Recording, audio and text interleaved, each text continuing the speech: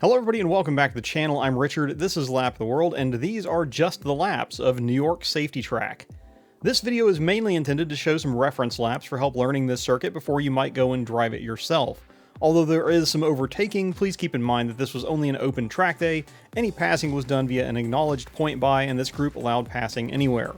The group in question was S2K Takeover, who I can give a solid would drive with them again. With that out of the way though, let's get to some laps of NYST in its uptown or counterclockwise configuration. Driving out of the paddock here past a gaggle of S2000s and a couple of spicy 911s, I'm reminded that if I had any sense, there are other cars I could probably use for this project, but here we are in our 312,000 mile 1992 Acura NSX, about to have some fun on New York Safety Track. You can see the uptown indicator there on the end of the pit wall. Nice little piece of character, kind of claiming a bit of the city, even though this is pretty far out into upstate. But yeah, so here we go out of the pits, passing the aircraft hangar, because again, NYST is also still an active airstrip. Obviously not during track days, but were you so inclined, you could make arrangements to fly in for your event, which could be an entertaining flex, I guess. But a little bit of a note as we start this session. So this was my second session. Normally I'd be up to speed by now, and I felt like I knew where I was going. The tiptoeing on this first lap is on account of this being the first session after some poor soul in a 370Z lost a drain bolt and oiled down pretty much the entire track. You can already see the oil dry trail starting this early in the lap, and it continues all the way back to pit end. Coming around here, it is mercifully offline through that section, but it is unavoidably online in some other sections. So just to get this out of the way while we're kind of tiptoeing, a little bit of track trivia. In this configuration, the New York Safety Track is 2.2 miles, 18 turns, about 125 feet of elevation delta. That's from the highest point on the track to the lowest point on the track. It's 125 feet. That's about the same as Road Atlanta, although Road Atlanta, I think it seems a little more extreme in that it happens kind of all at once twice, going into the S's and out of the S's, and then, of course, turn 12. Whereas here, you just go up and down that a whole bunch of times, as you've probably already seen in the lap. I think you cut, according to the track site, you go up and down about a total of about 400 feet, or a little more than 400 feet, over the course of a lap. So there's lots of up and down. It just doesn't quite happen all at once, but there are definitely some significant, like this last turn here, the approach to this, the camera angle does not do justice to how steep that is. It is pretty steep. The oil dry providing a little bit of extra flair to your exit there. If I am on point editing, I've put that little insert in there. But we're now starting our first flyer here. We're going to come up here and kind of talk through a little bit of a lap, and then we'll kind of jump around the session a little bit. But I think I was overslowing about every time into turn one, because you've got the hill to help you to start with. But I was always concerned because it flattens out at the top, and I didn't want to leave it too late and end up in the weeds. Coming out of turn one, you're kind of mid-track, and then this is the 2-3 complex. I was missing the first apex to make this second apex. Coming up here, you're braking kind of straight over this crest, and then kind of dumping it in, almost carousel style, I would say, to this section here. There's a camber change kind of mid-track. So if you stay out too far, you really tend to wash out. But you kind of hug the inside there, there's a lot of grip, and then you get pointed straight over Wheelie Hill before heading down the hill here to this, it's the opposite of the climbing S's at VIR. You are descending, they're tightening as you descend, until you get to this one, which I never carried as much speed through there as I probably could have, because it opens more than you think, and I think that's turn 11 or 12 there, because this is 13 that we're going into now. The other place I was tiptoeing a little bit was this exit to, not here, but coming up, the exit to 15, which is this turn here, 15. The exit here, again, camber does funny stuff, and the track, for whatever reason, just did not have a lot of grip there. It caught a couple of people out. I'll stick that little insert in here for your entertainment, but there was a fit, and the gentleman in the Corvette that I just passed, who had some really, really bad tires, I think he had just bought the car and was kind of using this as an excuse to go and burn him off so he could get better ones. In the Corvette driver's defense, I think he was only caught out on account of the cone that had been deposited back onto the track by the fit spinning out earlier. And again, terrible tires. So we'll give him a little bit of a pass. But in the meantime, we're going to skip ahead to later in the session once we've actually kind of caught up with some other folks to have a little bit of fun. You know, track with friends is better than track by yourself. And this was no exception. But yeah, no, this is, I think, a 981.1. I don't know. I'm not going to try and get into too much detail. It is an early Cayman S right in front of us here with a cool kind of heritage livery on it, Martini heritage livery. And then in front of that, I believe, is just a gaggle of Honda products of various age and type. So yeah, we'll go around the Civic race car, and then another kind of spicy EG hatch here that was he was moving pretty quick through the technical sections, but you know, there's probably 100 horsepower difference on the straight, so you can only do so much. Then kind of just chilling out for a second here, trying not to be in this guy's mirrors too much. You know, always fun when you follow somebody, kind of watch what they're doing, see what see where they may be gaining time on you, even if their overall lap pace isn't quite as quick. And then also kind of figure out what you might be doing right. So I think there what happened is he went out a little wider to pull back into this, and from what I've seen in other people's videos, that's not the way to do it. You want to stay onto the inside there, again, almost carousel style, because of the camber change that happens mid-track. It probably depends on your car quite a bit as far as how to do that, but that was my understanding, and honestly, it kind of felt good. It felt like it was sticking through that section. Here again, this is in the like turn 12, 13. Turn 13 it's a very, very, very late apex. You had to be really, really patient on the entry here to get that right. And then 13 here, 14, whatever. I guess that's 13 is the last one there. My apologies, I was a turn behind.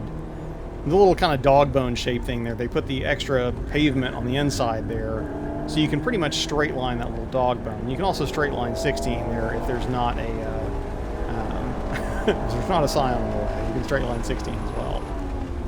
But we're back on the straight now after we've kind of both navigated some of the slower cars there. It's a nice point by. I'll give him a nice wave in return. Again, just trying to be a good neighbor and make sure everybody knows that you appreciate them seeing you in their mirrors and giving you a point by, because again, this is not racing, this is just an open track event. So you know, your trophy is coming home with your car intact, and maybe some video to show for it. I had a very quick fit. Now on this track, having horsepower is definitely a thing, so he wasn't able to do much with me here. However, with the next series of videos you'll see at Pine View Run, the gap was a lot tighter. It was very well driven, and I don't know if it was set up to the B-Spec class that I know there is for that car fits into some actual racing series, spec series. I don't know if it was set up for that or something else, but either way, it was definitely quick. We're catching up to an old vintage Acura up here. I say vintage. It's really no more vintage than the NSX. In fact, it's probably newer than the NSX. I think is it a TL? I don't know. I'm terrible at car spotting. That's not what I do on this channel. I do the driving, not the car spotting. But he's all caged up and ready to go.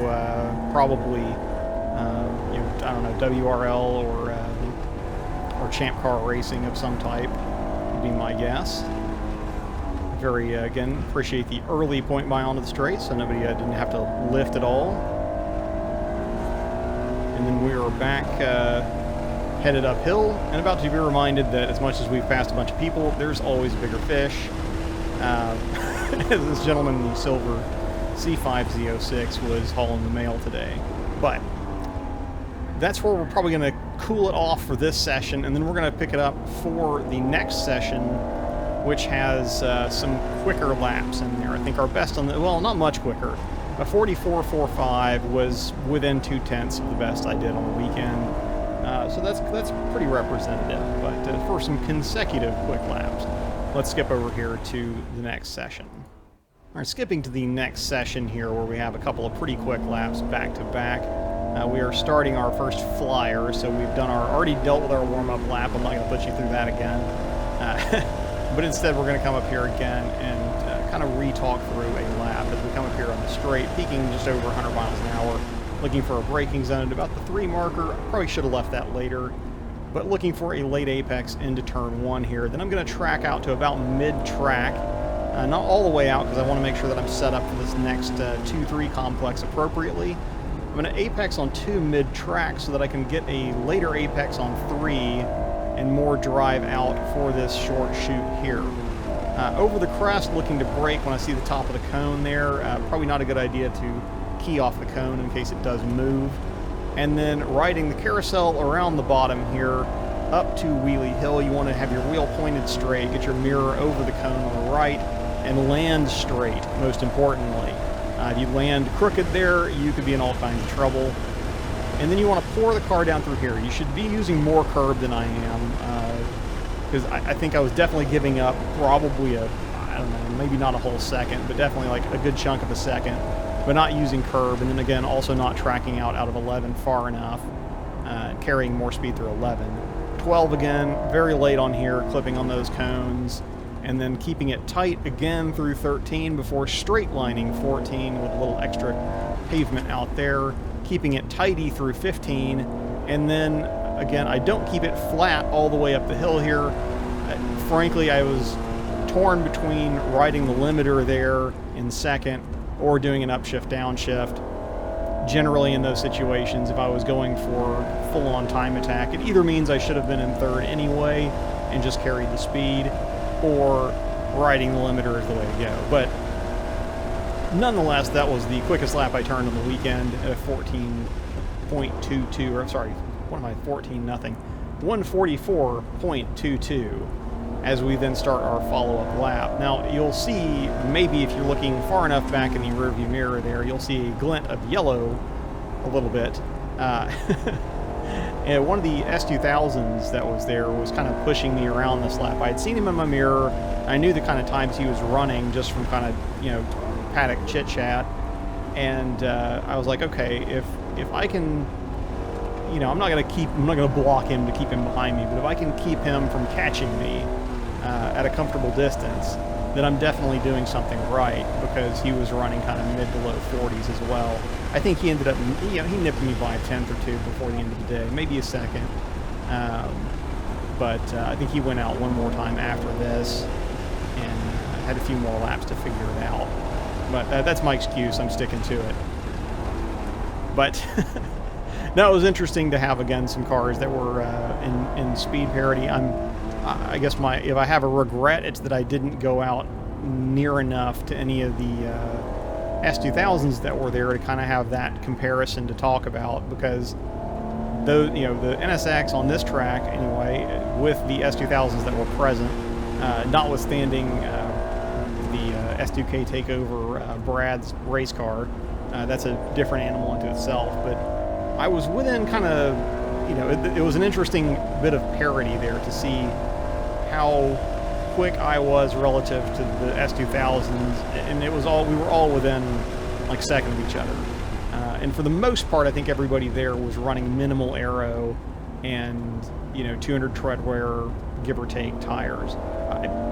Maybe a couple of people had real slicks on of some kind to try and get some time out of it, but I think for the most part there was kind of equipment parity there, so being able to kind of see how that would have worked out could have been interesting. And honestly, being closer to people that were going quicker, I might have been able to pull some more time down as well. But it didn't matter. At the end of the day, we had a very enjoyable weekend out with the S2K takeover crowd.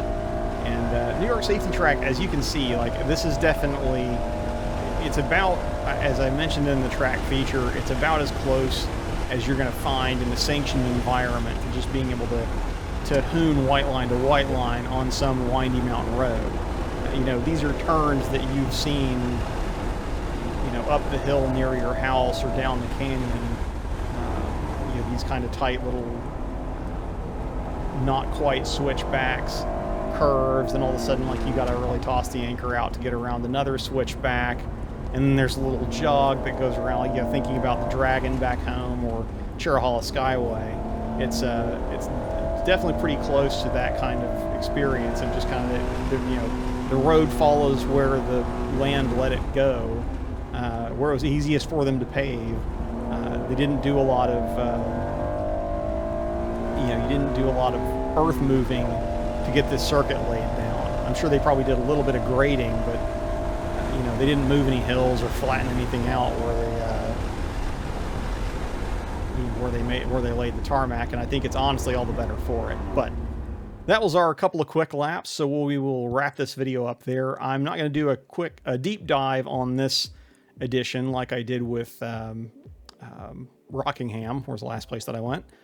I don't think, honestly, it's one of those things, I don't think that I know the track well enough at this point to be able to speak with real authority and knowledge to do one of those deep dives on NYST. So but hopefully this gave you some good series of reference laps, you know, a couple back-to-back, especially in the second segment there, that are competent. So that's where we are. If you enjoyed the video, I thank you for watching. Please don't forget to subscribe. Drop a like down below if you did enjoy it. If I missed a trick, or if you have, you know, pro tips on driving the track because you were a super experienced driver there, please leave those suggestions in the comments below. But until next time, again, thank you for watching. Thank you for joining me on this journey, and we will catch you in the next one. I'm Richard. This is Lap of the World. We'll see you all in the next video, if not at the track.